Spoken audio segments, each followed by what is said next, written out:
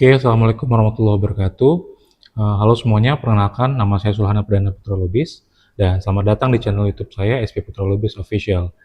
Dan ini adalah video pertama saya di channel ini dan alhamdulillah saya akan membahas tentang bedah buku akademik khususnya untuk tugas kuliah pada program studi Magister Manajemen Universitas Medan Area tahun 2025. Dan insya Allah nanti ke depan channel ini akan juga berbagi tentang seputar pendidikan, manajemen, pengembangan diri, dan hal positif lainnya yang insya Allah bisa memberi inspirasi dan pengetahuan buat teman-teman semuanya. Dan untuk itu, video perdana ini saya bersama dengan kelompok 5 akan membahas buku tentang manajemen sumber daya manusia, khususnya pada bab 5 tentang manajemen karir. Buku manajemen SDM ini adalah karya dari Dr. Nur Aisyah Nasution, SMM, dosen pada program studi Magister Manajemen Universitas Medan Area. Video ini dibuat untuk memenuhi tugas mata kuliah Manajemen Sumber Daya Manusia di program studi Magister Manajemen Universitas Medan Area tahun 2025. Kami dari kelompok 5 di program studi ini, dan inilah anggota dari kelompok 5, yaitu Sulhana Perdana Putra Lubis untuk NPM 25 18 05 007, Fajral Rizal NPM 25 18 05 003, Sri Wahyuni NPM 25 18 05 039, dan Putri Syafiti Siregar dengan NPM 25 18 05 024.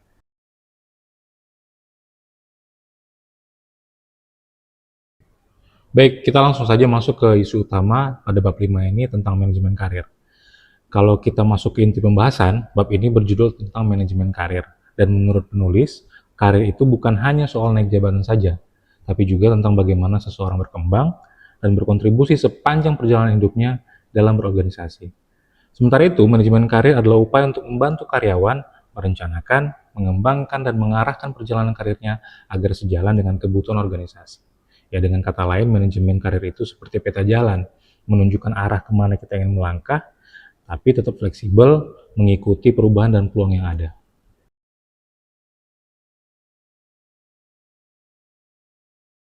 Kalau kita bicara soal tujuan manajemen karir, penulis menyatakan ada 3. Yang pertama, membantu karyawan memahami potensi, minat, dan arah pengembangan dirinya. Kemudian yang kedua, membantu organisasi menyiapkan kader pemimpin yang kompeten untuk di masa depan. Dan yang terakhir, untuk meningkatkan motivasi, loyalitas, serta kepuasan kerja para karyawannya.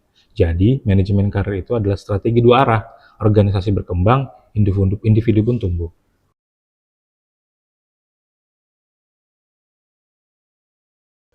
Pembahasan tentang proses manajemen karir. Penulis juga menjelaskan bahwa proses manajemen karir itu melibatkan 3 tahapan utama. Yang pertama adalah soal perencanaan karir. Di tahapan ini, individu perlu mengenali potensi dirinya dan menentukan arah karir yang dia inginkan. Misalnya, kalau saya ingin menjadi dosen, kepala biro, peneliti, atau profesional di bidang tertentu, semua harus disusun dengan rencana yang matang. Kedua, pengembangan karir. Tahapan ini dilakukan melalui pelatihan, pendidikan, rotasi jabatan, atau mentoring. Tujuannya agar kemampuan dan wawasan seseorang semakin luas dan siap untuk posisi yang lebih tinggi. Dan yang terakhir adalah soal pengelolaan jalur karir itu sendiri, atau disebut juga dengan career path management, yaitu menentukan langkah-langkah jabatan yang bisa ditempuh berdasarkan prestasi dan kompetensi.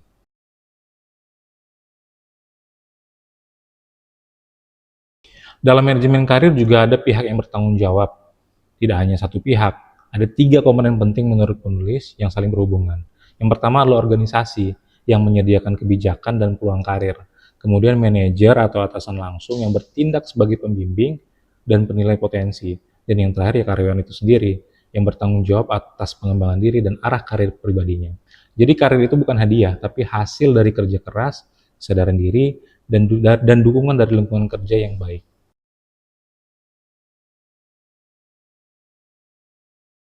Kalau kita bicara soal faktor-faktor yang mempengaruhi karir, juga ada beberapa faktor yang berpengaruh terhadap pengembangan karir seseorang. Antara lain adalah kinerja dan prestasi kerja, kemudian pengalaman dan masa kerja, pendidikan dan pelatihan, serta loyalitas dan kemampuan beradaptasi. Kombinasi dari semua faktor ini akan menentukan seberapa jauh seseorang bisa melangkah dalam karirnya itu sendiri.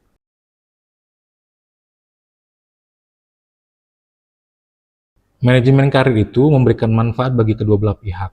Untuk organisasi, ini juga bisa membantu memastikan ketersediaan tenaga kerja yang berkompeten dan siap untuk dipromosikan. Sedangkan bagi karyawan, manajemen karir itu bisa memberi arah rasa aman, dan semangat untuk terus berkembang. Ya pada akhirnya, manajemen karir bukan cuma tentang posisi, tapi tentang pertumbuhan pribadi dan profesionalitas yang berkelanjutan.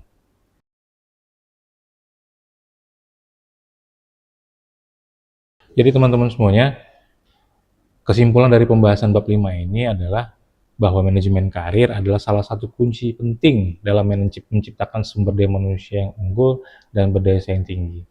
Karyawan tahu arah karirnya akan lebih fokus, sementara organisasi yang peduli pada pengembangan karir akan lebih mudah mempertahankan karyawan terbaiknya.